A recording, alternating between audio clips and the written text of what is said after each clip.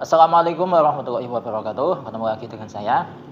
Jadi untuk video kali ini saya akan melanjutkan pembahasan i'rab kitab Fathul Qorib yang bab haji ya, karena kemarin juga ada yang request, sekaligus juga sudah lama ya saya nggak membahas masalah haji. Kemarin musim hajinya sudah selesai, tapi nggak masalah ya, kita lanjutkan. Dan sekarang adalah bagian yang ketiga. A'udzubillahi minasyaitonirrajim. Bismillahirrahmanirrahim. Qala al-musannifu rahimahullahu ta'ala wa nafa'ana bihi wa bi ulumihi wa bi ulumi sa'iri salihina wa bi ulumi masyayikhina fid dharain amin ya rabbal alamin. Wa wujudu rahinati. Nah, kemudian untuk syarat wajib haji selanjutnya atau yang terakhir ya di sini, kalau nggak salah yang terakhir, adalah adanya rohilah kendaraan. Allati tasluhu limislihi, yang mana rohilah ini atau kendaraan ini itu bisa digunakan limislihi untuk semisal orang yang melaksanakan haji. Kalau di kitab saya ini itu redaksinya itu limislihi. Tapi kalau di kitab Hasyiah Al-Bajuri yang punya saya itu yang PDF itu allati tasluhu lahu. Berarti kalau diartikan yang mana kendaraan tersebut itu bisa digunakan lahu untuk orang yang melaksanakan haji tadi. Gitu ya. Nah, cara mendapatkan kendaraan ini bisyira'in dengan membeli, au istijarin atau dengan menyewa. Ya, au istijarin bacanya seperti itu kalau bacanya. Tapi di sini saya baca au istijarin gitu. Atau menyewa. Nah, kendaraan ini itu gimana? Hada idza kana asy-syakhsu bainahu wa baina Makkah marhalatani fa aksara. Nah, kendaraan ini diperlukan manakala jarak antara orang yang melaksanakan haji dengan Mekah itu 2 marhalah lebih. Berarti ya tahu sendiri ya, 2 marhalah atau lebih. Sawaun qadara 'alal masyi amla. Baik orang tadi itu bisa untuk jalan atau tidak, itu sama saja. Pokok intinya jarak antara orang tadi dengan Mekah itu 2 marhalah atau lebih, itu wajib pakai kendaraan. Itu ya, mungkin fungsinya agar ketika sampai di lokasi itu dia tidak capek ya, meskipun jalan itu kuat nggak masalah, saya strong, saya kuat jalan sampai Mekah ya, pokok intinya pakai kendaraan saja gitu ya. Fa in kana bainahu wa baina Makkah duna marhalataini, namun jika jarak antara orang tadi dengan Mekah itu di bawah 2 marhalah, wa huwa qawiyyun 'alal masyi, dan orang tadi itu kuat untuk jalan, maka lazimahu al-hajju bila rahilatin. Haji bagi orang ini itu wajib tanpa memakai kendaraan. Nah, itu untuk artinya. Sekarang kita masuk ke analisis. Ini cukup banyak ya. Wa wujudu rahilati. Ya, wawunya waw ataf, wujudu rahilati menjadi ma'tuf. Untuk ma'tuf alaihinya adalah lafaz wujudu zati. Ya, di sini sama-sama dibaca rafa, cuman untuk tanda rafanya di sini menggunakan dhammah pada mudhafnya, pada lafaz wujudu. Ya, di sini untuk ma'tufnya itu berupa idhofah, wujudu sebagai mudhaf, ar-rahilati sebagai mudhaf ilaih. Wujudu itu adalah masdar dari wajada yajidu, ar-rahilati adalah isim fa'il dari rohala yarhalu kalau nggak salah ya. Tolong dikoreksi. Rohala yarhalu fa huwa rahilun. Nah, di sini kemudian ditambahi dengan tak. Ini taknya itu punya faedah lil mubalaghah. Setelah saya cek di kamus Al-Ma'ani ya, taknya itu lil mubalaghah, dan rohilah itu di kamus tersebut artinya itu onta ya, karena konteks zaman dulu itu onta yang sering dipakai untuk bepergian, makanya ditambahi tak mubalaghah, karena onta ini atau kendaraan ini itu banyak melaksanakan perjalanan, makanya lil mubalaghah gitu. Namun untuk konteks zaman sekarang lebih modern ya, pesawat, kapal ya, kemudian bis dan yang lain sebagainya. Kemudian allati tasluhu limislihi. Allati dulu ya. Allati ini menjadi sifat atau naat dari ar-rahilati. Di sini naatnya itu berupa isim mausul ya. Kemudian tasluhu ini menjadi silahnya allati, dan silah tidak punya mahal i'rab ya. Kita sudah pernah membahasnya. Di sini silahnya berupa jumlah fi'liyah yang mana kalau kita perjelas satu persatu, tasluhu fi'il mudhari yang dibaca rafa, tanda rafanya dhammah. Ya, sebab tasluhu adalah fi'il mudhari' yang sahihul akhir yang tidak diawali amil nasab ataupun amil jazm. Kemudian untuk fa'il dari tasluhu adalah dhamir mustatir takdirannya hiya, dan hiya ini kembali ke allati yang mana yang mana dhamir mustatir ini juga sekaligus punya posisi sebagai aid atau dhamir yang kembali kepada isim mausul. Selanjutnya limislihi, untuk kitab ini ya, limislihi ini jar majrur, huruf jarnya lam, majrurnya adalah lafadz misli yang berupa idhofah, misli sebagai mudhof, hi sebagai mudhof ilaih. Kalau pakai lahu berarti ya juga jar majrur, tapi istilah saya yang tepat adalah huruf jar dan isim dhamir yang fi mahalli jarrin, seperti itu. Selanjutnya bisyira'in, ini jar majrur, huruf jarnya ba, majrurnya adalah lafadz syira'in yang berupa isim mufrad sehingga tanda jarnya menggunakan kasrah.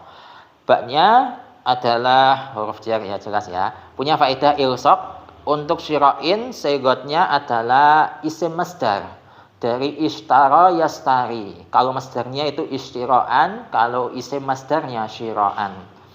Tuh. Kemudian au istijarin atau dibaca au istijarin. Itu istijar itu diawali dengan hamzah wasal. Makanya di sini berhubung hamzah wasal itu bertemu dengan au itu kan diakhiri dengan wau, waunya itu berharokat sukun. Di sini ada dua huruf yang sama-sama sukun, maka salah satunya diharokati. Yang diharokati di sini itu yang waunya diharokati kasroh. Ini berlaku manakala hamzah wasal bertemu dengan huruf selain alif. Ya, kalau bertemu sama-sama alif, hamzah wasal kita artikan atau kita katakan sebagai alif ya. Ketika ada sama-sama alif kok bertemu, ya maka ini tidak dibaca semua ya. Sama seperti fi hasmuhu, ya. Di situ ismuhu kan diawali dengan hamzah wasal, bertemu dengan ha ini diakhiri dengan itu alif. Ini sama-sama dibaca enggak istilahnya itu enggak dibaca semua. Ini alifnya, dua alif ini enggak dibaca semua, langsung fi hasmuhu. Seperti itu ya. Au merupakan huruf ataf, istijar adalah masdar dari istajaro yastajiru istijar. Seperti itu, dan di sini ma'tufnya dibaca jar ya, karena ma'tuf alihnya yang lafadz syira'in juga dibaca jar. Titik. Selanjutnya hada adalah mubtada, cuman di sini berupa isim isyarah, maka hada ini fi mahalli raf'in, bukan marfu' ya, tapi fi mahalli raf'in. Selanjutnya idza kana asy-syakhsu bainahu wa baina Makkah marhalatani, jumlah ini. Ya, jumlah ini adalah khobarnya hada, yang mana jumlah ini fi mahalli raf'in, gitu ya. Nah, kalau jumlah yang fi mahalli raf'in ini kita perjelas satu persatu. Idza. Nah, idza ini kemarin yang sempat disanggah sama salah satu subscriber saya. Idza itu bukan kalimat huruf ya. Berarti selama ini saya menyampaikan di video itu salah ya. Jadi tolong dicatat. Ya, ini saya bawa buktinya di kitab Al-Mu'jam Al-Mufassal fil I'rab. Ini ada di halaman 32. Jadi di sini dijelaskan bahwa idza itu punya makna dua. Yang pertama adalah dzarfiyah, yang kedua adalah fujaiyah. Yang pertama idza dzarfiyah itu ada kalanya syartiyah, ada kalanya ghairu syartiyah. Nah, untuk idza yang ini, yang idza kana asy-syakhsu bainahu wa baina Makkah marhalatani, ini masuk dalam kategori idza yang ghairu syartiyah. Di sini untuk idanya itu menunjukkan dzaraf zaman. Di sini dicontohkan wadduha wal laili idza saja. Idanya adalah dzaraf zaman mabni sukun yang tidak punya mahal i'rab, gitu. Nah, begitu juga saya implementasikan ke sini. Idza di sini adalah dzaraf zaman, menunjukkan keterangan waktu. Waktu kapan? Waktu orang tadi antara dia dengan Mekah itu jaraknya itu 2 marhalah atau lebih. Ya, di waktu tersebut. Nah, kalau di waktu orang tadi dengan Mekah itu jaraknya kok di bawah 2 marhalah, itu beda lagi. Nah, itu menunjukkan dzaraf zaman. Nah, berhubung dzaraf, nah, maka sudah jelas bahwa ini adalah kalimat isim. Enggak mungkin kalimat huruf. Ya, itu untuk koreksi saya. Untuk video-video saya yang ada idzanya, karena saking banyaknya nggak mungkin kan saya revisi semua. Saya harus menghapus video saya yang ada idzanya yang karena salah, ya mohon itu koreksi saya di video ini, gitu ya. Itu untuk ida. Yang mana ida di sini yang konteks ida kana asyaksu ini bukan yang ida syartiyah tapi ida yang ghairu syartiyah. Selanjutnya kana ini adalah fi'il nakis, ya fi'il madhi ya. Punya amal tarfa'u isma wa tansibul khobar, berarti di sini adalah amil nasikh. Kemudian asyaksu menjadi isimnya kana dibaca rafa, jelas ya. Kemudian ini bainahu wa baina makkata marhalatani, jumlah ini menjadi khobarnya kana. Di sini khobarnya berupa jumlah ismiyah. Cuman di sini strukturnya itu khobar muqaddam kemudian mubtada muakhar gitu ya. Berarti jumlah bainahu wa baina makkata marhalatani ini fi mahalli nasbin karena menempati posisi khobarnya kana. Khobarnya kana kan hukumnya nasab gitu. Nah, kalau khobarnya kana ini kita perjelas satu persatu. Bainahu ini juga sama, baina itu adalah isim yang wajib diidhofahkan. Dan bainahu ini dia itu dhorof zaman atau satu-satu saja ya. Bainahu adalah dhorof. Dhorof apa? Dhorof makan kalau ini. Menunjukkan keterangan lokasi. Kalau kita perjelas satu persatu, ini berupa idhofah ya. Baina sebagai mudhof, hu sebagai mudhof ilaih. Baina itu isim yang diidhofahkan kepada lafaz selanjutnya. Kemudian hu ini adalah isim dhamir yang fi mahalli jarrin. Itu. Kemudian wa baina makkata, wawunya waw athof, baina makkata menjadi ma'tuf. Untuk ma'tuf alaihnya adalah lafaz bainahu. Di sini juga sama menunjukkan dhorof makan berupa idhofah, baina sebagai mudhof, makkata sebagai mudhof ilaih. Baina adalah isim yang wajib diidhofahkan, kemudian makkata adalah isim ghairu munsharif. Di sini tanda jarnya menggunakan fathah, makanya makkata. Nah, untuk kasus baina ini mungkin bisa kita bahas ya di video atau di kesempatan selanjutnya ya, bukan di video selanjutnya, tapi di kesempatan selanjutnya. Soalnya untuk baina ini seringnya kita dengar itu baina dibaca fathah ya, baina kan jarang kita dengar bainu gitu. Cuman kemarin saya baca sedikit, baina itu ada kalanya bainu dan dicontohkan di ayat Quran, saya lupa ayatnya. Itu ada satu saja, bainu. Nah, makanya saya tertarik untuk membahasnya. Tapi insya Allah bukan di video ini. Jadi ditunggu saja. Selanjutnya marhalatani. Ini menjadi mubtada muakhar. Oh ya, untuk bainahu tadi itu adalah khobar muqaddam yang berupa dhorof. Ya, berupa dhorof. Di sini marhalatani ini mubtada muakhirnya. Dibaca rafa, tanda rafanya menggunakan alif sebab marhalatani adalah isim tasniyah atau musanna. Sebagaimana bait alfiyah bil alifir fa'il musanna wakila idza bimutmarin mudhofan musila. Seperti itu. Kemudian fa aksara. Fa-nya merupakan fa huruf athof, aksara adalah ma'tuf, untuk ma'tuf alahnya adalah kana asyaksu. Jadi bacanya di sini itu aksara bukan aksaru, dan aksara ini adalah fi'il madhi. Aksara yuksiro, af'ala yuf'ilu. Itu ya untuk mazannya. Fa aksara mongko nambahi akeh sapa asyaksu. Nah, gitu. Meskipun nambah banyaknya itu tidak disengaja ya. Dia bangun rumah di Indonesia dalam rangka tujuan untuk menambah jarak dia dengan Mekah. Tujuannya kan nggak seperti itu. Bikin rumah di Indonesia ya bikin aja gitu, nggak untuk tujuan menambah jarak antara dia dengan Mekah gitu. Seperti itu ya kurang lebihnya gitu. Selanjutnya sawaun. Nah, ini juga sensitif ini. Sawaun ini adalah khobar muqaddam. Kemudian untuk fi'il setelah sawaun yang qadara itu menjadi mubtada muakhar dan itu perlu ditakwil ke bentuk masdar ya. Jadi sawaun qadara alal masyi amla, kalau kita takwil menjadi gini. Qadruhu alal masyi amla sawaun. Mampunya orang tadi untuk jalan atau tidak itu sama saja. Berarti kalau ditakdirkan itu konteksnya dirubah ya, mubtada dulu baru khobar. Kalau di sini itu khobar dulu baru mubtada gitu. Itu untuk memahamkan saja sih. Dan penjelasan saya ini nggak mesti 100% pasti benar itu. Saya nggak berani menjamin itu. Pokok untuk memahamkan dulu itu takdirannya ya. Berarti sawaun ini jelas tadi khobar muqaddam, kemudian yang qadara itu adalah mubtada muakhar tapi perlu ditakwil ke bentuk masdar. Cuman kalau di sini kita perjelas lafadz dohirnya saja, qadara itu adalah fi'il madhi ya. Untuk fa'ilnya dhamir mustatir takdirannya huwa dan huwa ini kembali ke asyaksu.